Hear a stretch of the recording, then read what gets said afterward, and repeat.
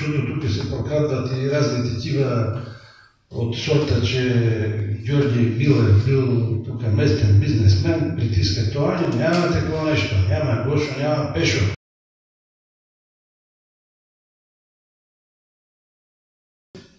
За мен едно забавяне не говори добре за нас, защото текат едни срокове, текат едни лихви и така нататък.